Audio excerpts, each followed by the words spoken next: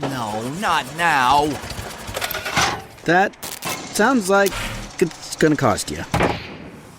I know what to do. I'm going to cashnetusa.com. I can apply in minutes, get an instant decision, and if approved, I could have the money in my account as soon as the same business day. When you need money fast, be the hero. Go to cashnetusa.com to apply for the money you need now. The exact timing as to when your loan funds will be available will be determined by your banking institution.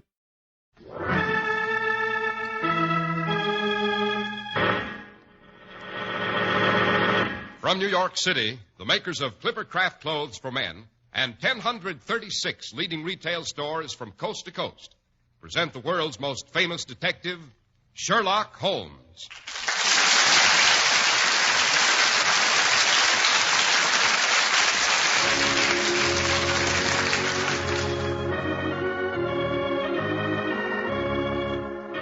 This week's story, The Adventure of the Illustrious Client. Well, here we are again in Dr. Watson's famous study. He has just given us a tall frosted glass that clinks pleasantly and is now rearranging his notes and papers. There now, Mr. Harris, we're all set, as you say in America. Good. Then let's get on with it, as you say in England, Doctor. Yes. But tonight I think I'll tell you how Holmes disillusioned a charming young lady and consequently saved her from what is commonly called a fate worse than death. Oh, yes, but before we begin to get too involved in that rather complicated affair, Mr. Harris, you'd better say a few words on a subject that's very appropriate at this particular season of the year. A very good idea, Dr. Watson. Here's a fact you ought to know. There's no reason in the world for you to pay high prices for a beautifully tailored, smartly styled suit of clothes. Not with Clipper Craft available. Clipper Craft clothes feature long-wearing fabrics, are superbly made, and better than fairly priced, despite rising costs of materials and manufacturing. There's a big reason Clipper Craft clothes are priced so modestly. It's the famous Clipper Craft plan, concentrating the buying power of 1,036 of the nation's finest stores from coast to coast, providing steady year-round operation, lowering manufacturing and distribution costs. It makes available the finest suits you've ever seen for only $40 to $47.50. Handsome tropicals at $33.75 to $40, and sport jackets at only $26.50. Naturally, more fine stores than ever are welcoming the Clipper Craft plan. These are the days it really goes to work for you. Compare Clipper Craft with clothes selling for many dollars more.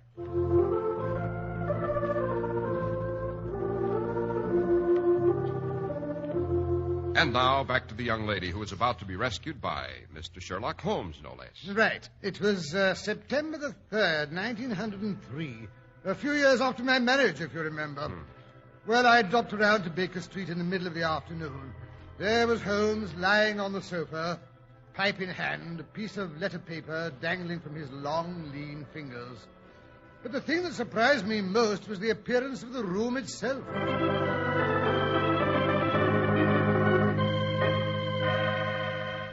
Hello, I say, Holmes, what's up? Have we reached the millennium? What do you mean? Well, I'm alluding to the unprecedented tidiness of the room. That. It's Mrs. Hudson's doing. Oh. She's got wind of the fact that I'm expecting a call from Sir James Damery this afternoon, and she took a mean advantage of my being out of the house this morning to commit this atrocity. Oh, not a bad idea, either. I won't be able to find anything for weeks. And my hair, look at it. Oh, don't tell me Mrs. Hudson made you brush it. Women are tyrants, Watson. Tyrants. Oh, rubbish. I say, what's all this about Sir James Damery? What does he want? Beyond this charming note which says he'll be here at 4:30 and that the matter is extremely delicate and important, I know about as much about the matter as you do, which is absolutely nothing. Well, I'm glad to hear you admit it. I say, look here, Holmes, isn't this chap Damery a pretty important person in the diplomatic service? Quite. Oh. Hello? Isn't that a carriage I hear drawing up in front of our house? Oh, by Jove. It's a handsome turnout, Holmes. 2 men on the box. Yes, I don't imagine that carriage belongs to Sir James himself. He must be acting for someone else. By Jove, the crest on the door. Aha, so it's as serious as that. I say, Holmes, you've got deuced good eyesight. I can't make out the crest at all. That's just as well, my dear Watson. Just as well. Here comes Damery himself. Oh, I say, he is a handsome fellow, eh? Yes, a splendid fellow. Honest and understanding and clever. Deuced clever, my dear Watson. Oh, I suppose you say that because he had the intelligence to come to you instead of going to Scotland Yard. Oh, rubbish. Oh, look at Mrs. Hudson opening the door to him. all starched up, her face as red as a beet. Yes, she'll talk about this for weeks. Dear, dear women. She'll go into raptures over the colour of his eyes, the fit of his coat, Come in, come in. It's Sir James Damery to see you, sir. Well, ask him to come in. Yes, sir. Just be so good as to step this way, your lordship. Thank you very much. Yes, sir. Don't forget to close the door, Mrs. Hudson. Oh, no, sir.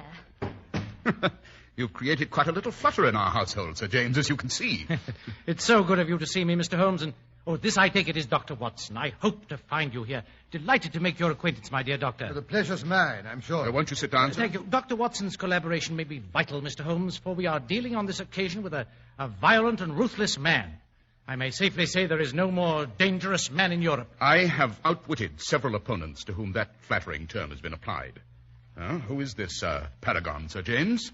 Have you ever heard of Baron Gruner? The Austrian murderer. So, you have already sized him up as a murderer. It's my business to follow the details of continental crime.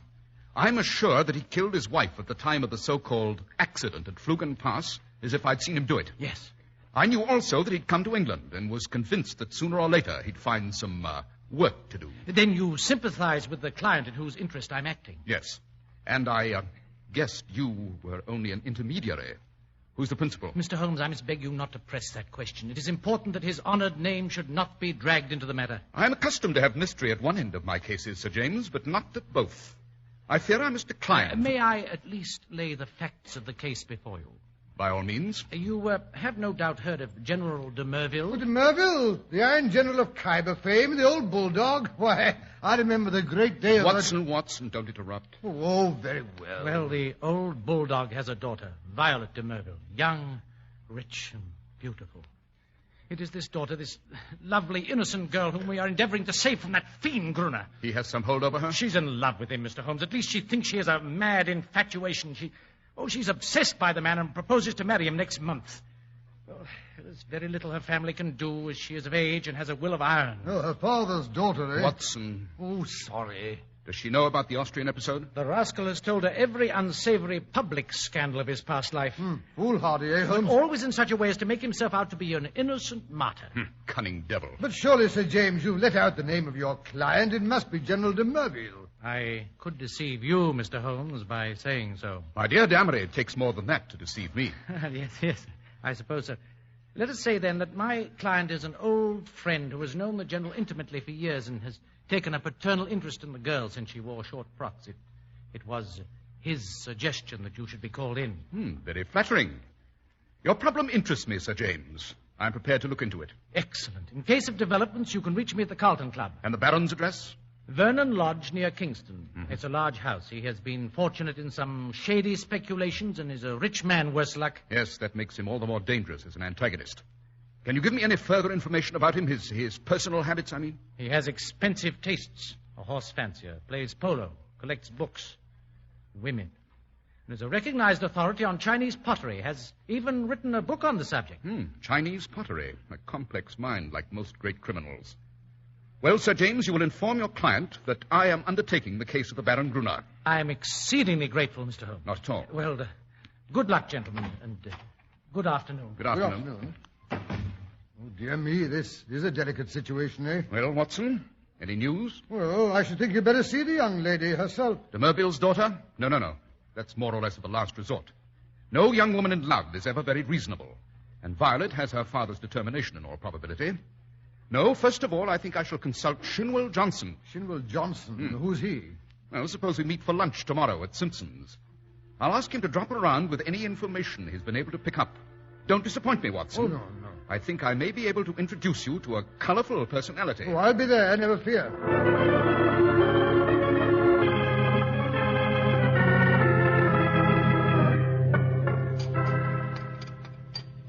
Another glass of claret, waiter. Yes, sir.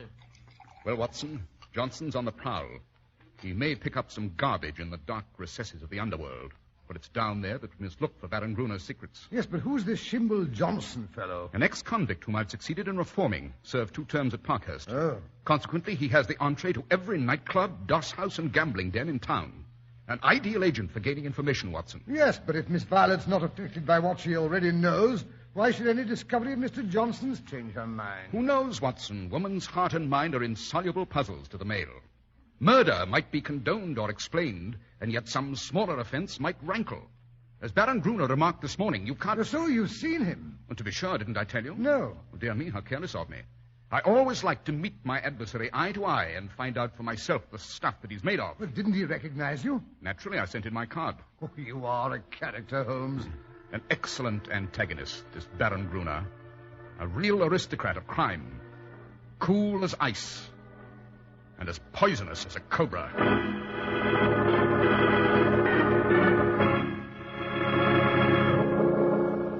I rather thought I should see you sooner or later, Mr. Holmes. I understand you have been engaged to prevent my marriage to the daughter of General de Merville. Quite, Baron Gruner. My dear fellow, you will only ruin your famous reputation. Let me advise you to draw off at once. Dear me, that was the very advice I was about to give you. If you persist in this marriage, you'll raise a swarm of powerful enemies. Is the game worth it? Surely you'll be wiser if you let the lady alone. You can hardly wish certain facts about your past to be brought to her notice. Oh, pardon my amusement, Mr. Holmes. But it's most amusing to see you trying to play a hand with no cards in it. So, you think I hold no cards, my dear Baron?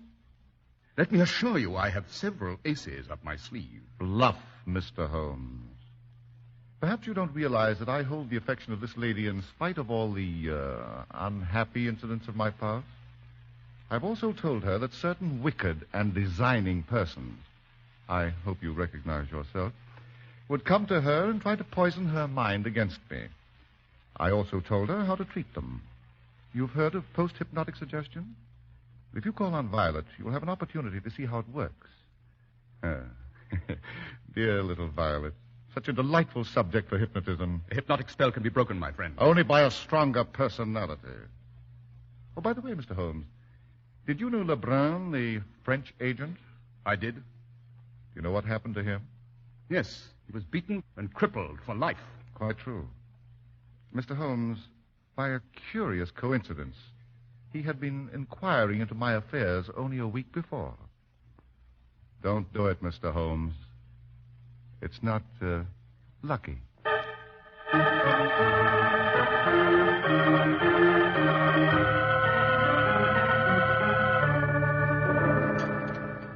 Nasty brute. I say, Holmes, you better watch yourself. He'll stop at nothing. Quite. 2 attempts have already been made on my life, Watson. I always disregard the blusterer, but this is the sort of chap who says rather less than he means. Oh, but look, here comes Shinwell Johnson. Huh? The red-faced fellow with the beefy jowls and the tremendous gold watch chain. But I say, who's his companion? The young woman, I mean, with a pale, intense look. She looks as if she'd lived a bit, Holmes. Yes, a dark page from Baron Gruner's past, I imagine. Ah, good afternoon, Shinwell. Good afternoon, Mr. Holmes. Waiter, bring an extra chair for the lady. Yes. That's better. This here is Miss Kitty Winter. Oh, how do you do? What she don't know about the Baron, but she'll speak for herself. I found her within an hour after I heard from you. Quick work, eh, Mr. Holmes? I'm easy to find. The gutter, London, gets me every time. Same address for Porky Shinwell, but by cripes, Gruner ought to be... Yes. Then I gather we have your good wishes, Miss Winter. Look at me. What I am, Albert Gruner made me. If I can help put him where he belongs, I'm yours to the death rattle. You know how the matter stands? He's after some other poor fool. Wants her to marry him this time, eh? Don't you know enough about him to keep any decent girl in her senses from... She's not in her senses. She's in love. She knows pretty much all about it. She knows about the murder? Yes. Good Lord, she must have a nerve. She puts it all down to slander. We want proofs. Can you help us? Proofs? I think I'm proof enough. Let her take a look at me and listen to what I can tell her. Would you be willing to do it? Wouldn't I, though? Remember, he's told her most of his past. I'll wager he didn't tell her all. I'll bet she don't know he's got a book. A brown leather book with a lock. He must have been drunk that night or he wouldn't have showed it to me. What kind of a book? That devil collects women, Mr. Holmes, like some men collect butterflies. And he's proud of his collection. He's got it all in that book. Snapshot photographs, names, details, everything. If you could only lay hands on that book. He's Probably got her in there with the rest of us by this time. She'd like that, wouldn't she? Where is this book? It's more than a year since I was in his study. I knew where it was kept then. Do you know his house? I've been in his study. I'll hand it to you for being on the job. Maybe he's met his match this time. Well, the outer study is where he keeps his Chinese crockery.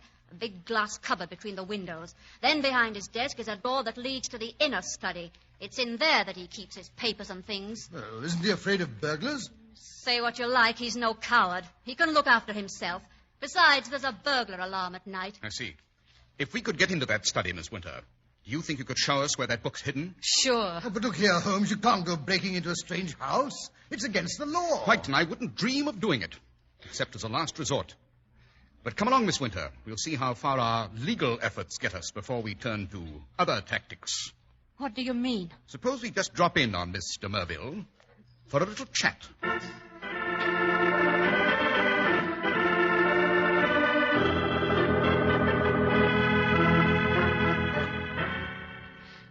What a pretty drawing room. It's been a long time since You won't believe it, Mr. Holmes, when I tell you I once had a nice home, too. Obviously, my dear, I can tell by your hands you were a lady. The rough talk you assumed to cover it up didn't fool me for a minute. Oh, sir, I'm so nervous. I don't know if I can go through with it. Courage, Kitty. It'll be over in a minute. Quiet, someone's coming. Ah, Miss de Merville, if I'm not mistaken. Mr. Holmes, I presume. Quite. Pray be seated. I've been expecting a visit from you.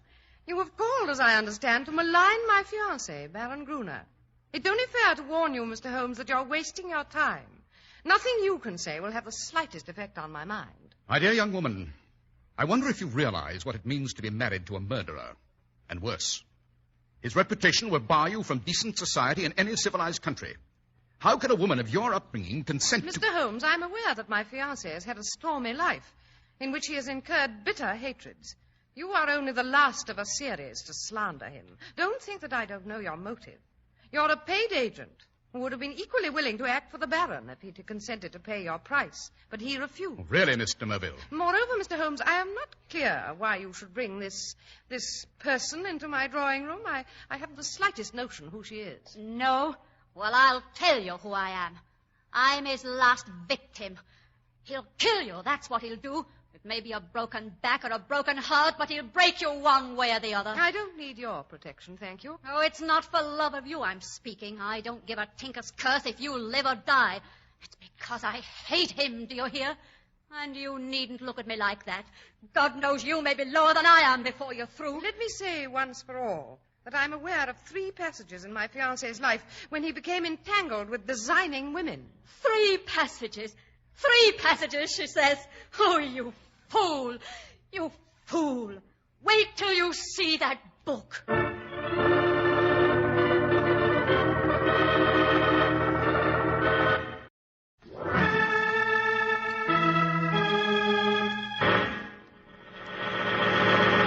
From New York City, the makers of Clippercraft Clothes for Men and 1,036 leading retail stores from coast to coast present the world's most famous detective, Sherlock Holmes.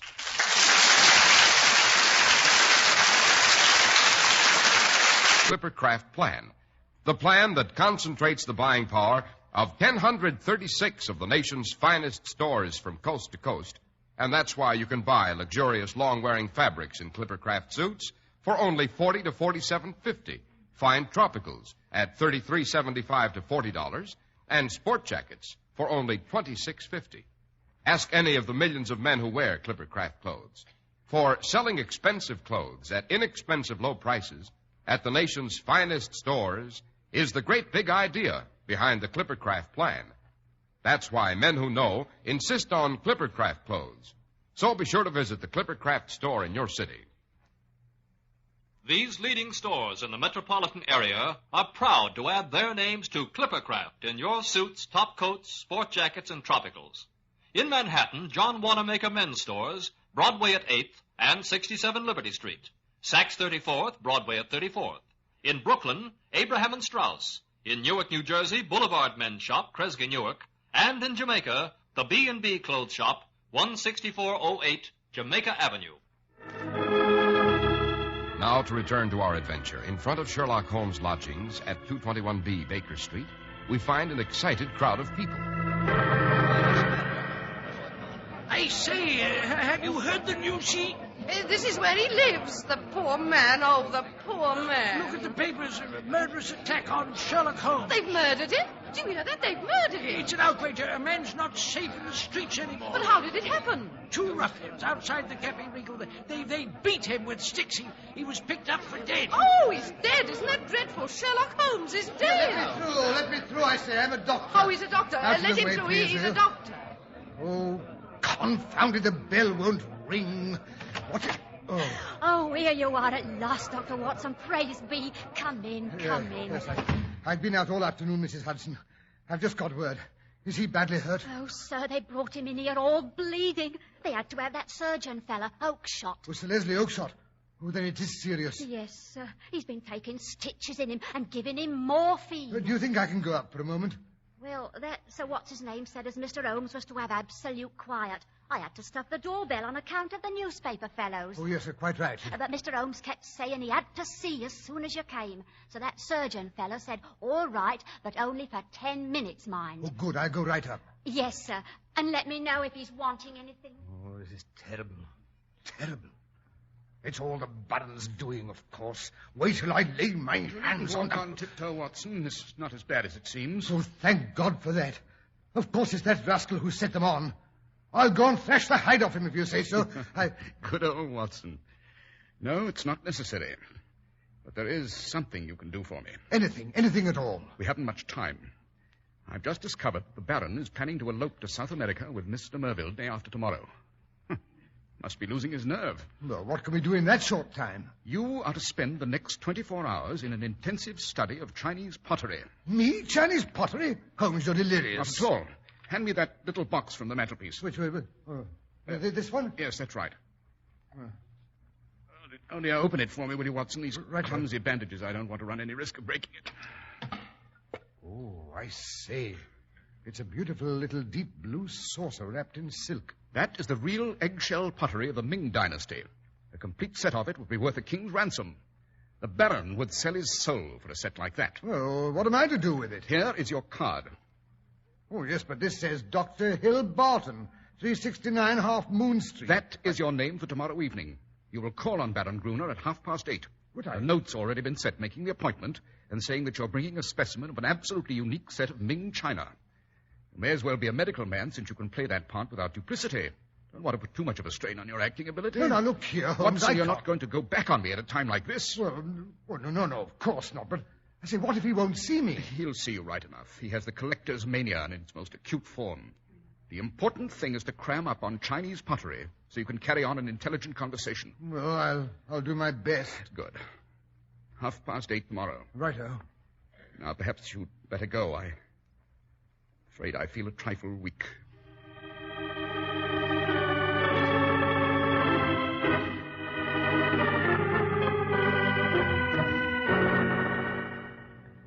I'll find out if the Baron will see you, sir. I believe he's expecting me. Very good, sir. Dear me, I wish my knees had stopped wobbling about. Hong Wu and Young Lo, the writings of Tang Ying, the primitive periods of Sung and Yuan. Oh, dear me, this is dreadful. This way, the Baron is in his study. The Chinese room, we call it. Dr. Barton, sir. Oh, pray sit down, Doctor. Pray sit down. Oh, thank you. I was just looking over my treasures. Have you ever seen a richer glaze than this little tongue specimen, eh? Oh, delightful. Yes. Oh, have you the Ming saucer with you? Oh, yes, indeed. I thought you might want to see it. Here it is. Let me unwrap it for you. There we are. Oh, fine. Very fine indeed. And you say you have a set of 6 to correspond? No, yes.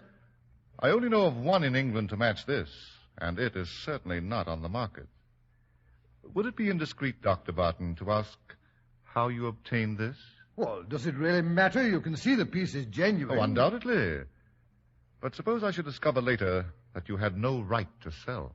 Oh, I'd guarantee you against any claim of that sort. And what is your guarantee worth? My bankers would answer that. Yet on the whole, this business is very mysterious. Well, you can do business or not as you like. I've given you the first offer because I understood you were a connoisseur. Who told you so? Well, you wrote a book on the subject, I believe. Have you read the book? No. You are a collector with a valuable piece in your collection, and yet you have never troubled to consult the one book which would give you the real meaning and value of what you hold. Now, how do you explain that? I'm a very busy man, a doctor in practice. That's no answer. You said in your note you were a connoisseur. So I am. Well, what do you know of the Emperor Shomu? How do you associate him with the Shoso Inn near Nara? Well, as a matter of Does fact... that puzzle you? What about the northern Wei dynasty? Oh, this is intolerable. I came here to do you a favor, not to be examined as if I were a schoolboy. You're here as a spy. Sherlock Holmes sent you. Now, what's the game? You've made your way in here without leave. But you're not going to find it so easy to get out again. I thought the beating he got yesterday would be enough to scare him off. But if he wants a corpse to prove to him that... Oh, what's that? Someone's in the inner study. Someone... Sherlock Holmes himself. Now, what in blazes are you doing here? Just glancing through your diary. Rather lurid reading, my dear fellow. I wonder what Miss Violet will think of it. Put that book down. Put it down, I say, you fool. My men bungled. I told them to kill you. Well, I'm going to complete the job myself. Look out, Holmes, he's got a knife. Oh, no, you don't. I've got a little score of my own to settle. Oh, Kitty, what are you doing here? Surprised to see me, eh? Thought I'd killed myself by this time. Well, I'm going to fix you. Oh, now, really, Kitty. You're most amusing. Go ahead and laugh. It'll be the last time. Very well, then. Take... Stop her! Stop her, Watson! Oh, can I do... Watson, why didn't you stop her? She's blinded me. Vitriol is burning my eyes out. Water, for God's sake, water! That'll spoil your looks. The pain, I can't stand the pain. It's driving me crazy. Now laugh. Why don't you laugh?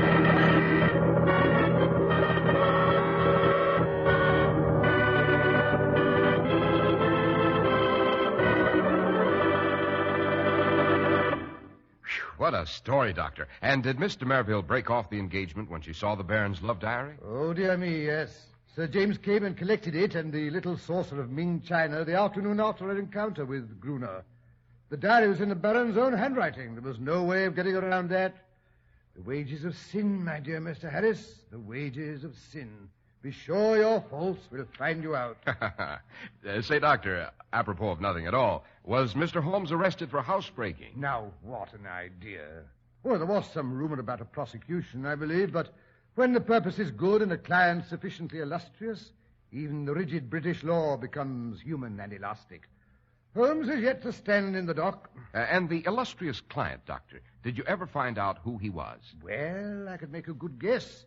On Sir James' second visit, I escorted him down to his carriage, and quite by accident, mind, I caught a glimpse of that coat of arms before Sir James threw his overcoat half out of the window to cover it. And who was it, Doctor? Oh, I couldn't dream of telling. Beyond the fact that he was a loyal friend and a chivalrous gentleman, and his coat of arms had 3 ostrich plumes on the top. And, of course, you haven't the remotest idea. Oh, certainly not. And now, Doctor, how about giving our friends and listeners a hint about next week's story? Next week? Now, let me see. Oh, yes, next week I think I'll tell you about some yellow roses that refused to die, and how they nearly caused the death of a lovely young second wife, who heard the voice of her husband's first wife calling to her from a watery grave.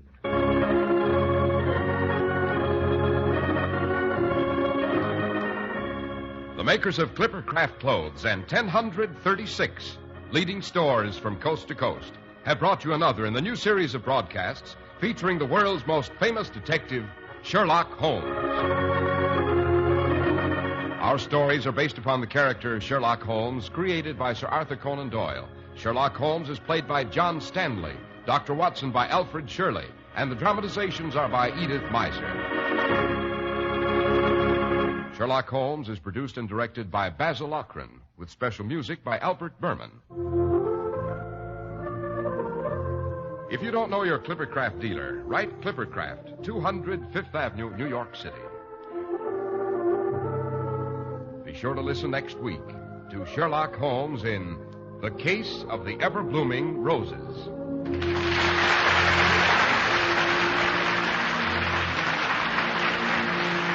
This is Cy Harris speaking for Clippercraft Clothes. This is the Mutual Broadcasting System.